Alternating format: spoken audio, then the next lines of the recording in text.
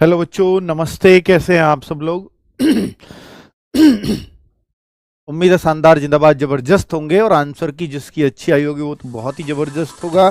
थोड़े बहुत बच्चे कुछ निराश हो सकते हैं, हालांकि वो भी कट ऑफ की उम्मीद करेंगे मुझसे कि एक्सपेक्टेड कट ऑफ क्या हो सकती है सर। लेकिन कुछ डेटा अगर मैं ना लूं और यूं ही एक्सपेक्टेड कट ऑफ बता दूं तो फिर वो बिल्कुल एक निराधार तुक्का होगा। हालांकि कुछ भी एक्सपेक्टेड कट ऑफ बताना है एक तुक्का है, लेकिन बिना डेटा लिए बताना तो एकदम सफेद तुक्का है। तो सफेद जैसे झूठ होता है, ये सफेद तुक्का हो जाएगा। पिछले सालों के आंकड़ों पे ये कभी नहीं लग सकती। तो मेरे भाई, आपके आंसर की आ चुकी है। आंसर की जब चेक करेंगे तो आपको क्लियरली पता लग जाएगा कि ये 13 तारीख से 16 तारीख के बीच आप ऑब्जेक्शन भी लगा सकते हो। हालांकि एसएससी के क्वेश्चंस में कुछ में गलती आ भी जाती है, कुछ में अब आजकल कम आती है वैसे, पर फिर भी ऑब्जेक्शन लगा सकते हो अपनी शिफ्ट में। जब आप आंसर देख रहे होगे आंसर की, तो उसी के आगे आ रहा होगा अपना ऑब्जेक्शन वाला केस। तो 13 तारीख से 16 तारीख शाम 6 बजे तक ही ये कर पाओगे। आज 6 बजे से ये शुरू हुआ है। अगर किसी की अभी आंसर की नहीं खुल रही है, इट मीन सर्वर बहुत बिजी है। थोड़ी देर पहले तक नहीं खुल रहा था, पर अब खुल रहा है सबका। ठीक है। बहुत सारे बच्चे मार्क्स कैलकुलेटर से भी अपने मार्क्स कैलकुलेट करते हैं। अभी हमारे ऐप में चल नहीं रहा है।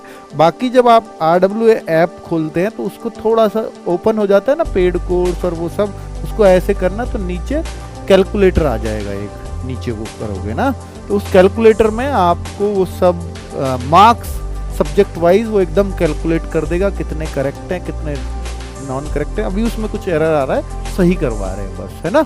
क्लियरली मैसेज है ना सबको एकदम। हाँ, SSGD का रिजल्ट भी बहुत जल्दी आने वाला है। उम्मीद है कि वो भी आजकल में ही आ जाए। आज तो नहीं आएगा क्योंकि दिल्ली पुलिस भी SSC जारी करती है। 2 रिजल्ट एक साथ मुश्किल ही होते हैं बड़े।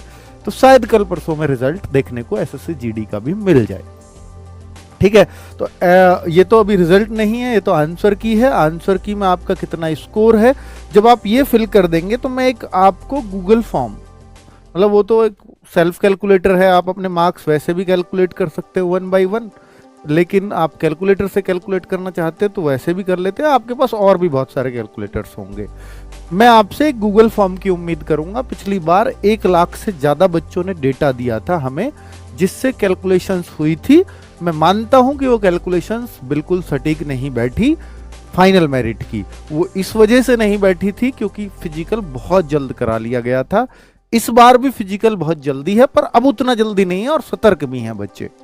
ठीक है, अब पहले से ज्यादा सतर्क है इस बार।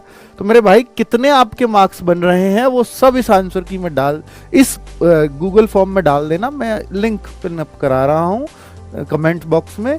नेम है, जेंडर डलवाया है, कैटेगरी है, एग्जाम डेट है, exam shift, correct question in math. मैंने हर सब्जेक्ट के करेक्ट क्वेश्चन इसलिए डलवा रहा हूं ताकि देखिए, पहली बार शिफ्ट वाइज नॉर्मलाइजेशन होने जा रहा है। इसको नॉर्मलाइजेशन नहीं कहेंगे, इसको इक्वी परसेंटाइल कहेंगे।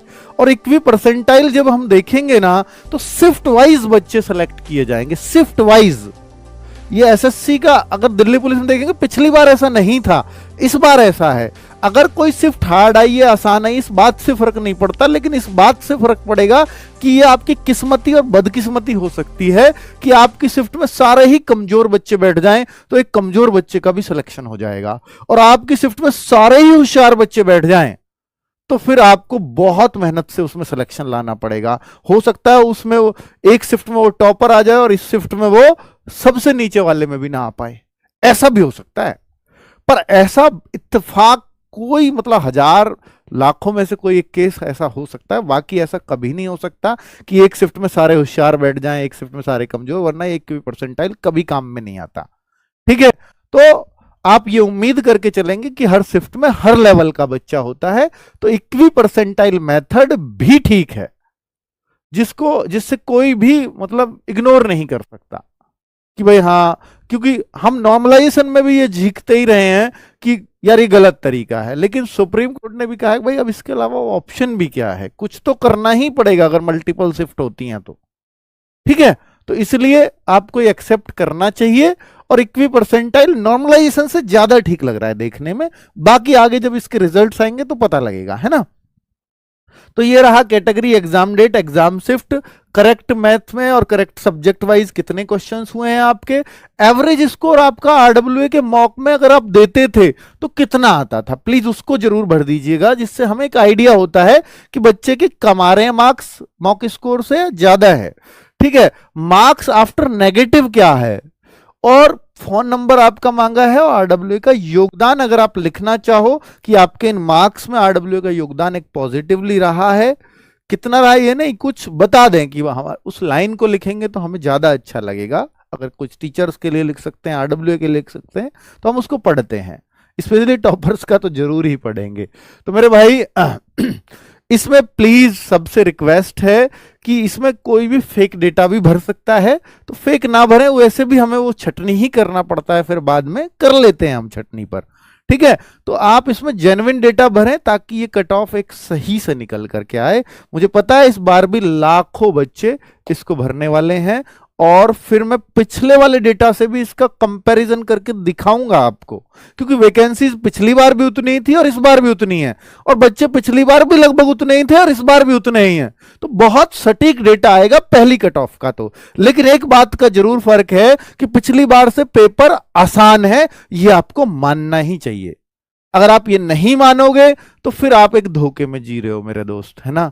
ठीक है, चलिए, तो भाई दिल्ली पुलिस वाले बच्चों जल्दी से अपना स्कोर चेक करके, आंसर की चेक करके ये गूगल फॉर्म भर दीजिए, ताकि मैं कल, अगर मुझे 1 लाख का डेटा कल तक मिल जाता है तो मैं कल ही इसकी एक्सपेक्टेड कट ऑफ ले आऊंगा, वरना मुझे परसों पे जाना पड़ेगा। ठीक है, मैं कल ही कोशिश करूंगा कि शाम 8 बजे से पहले आपकी एक्सपेक्टेड कट ऑफ आ जाए। थैंक यू वेरी मच, नमस्ते।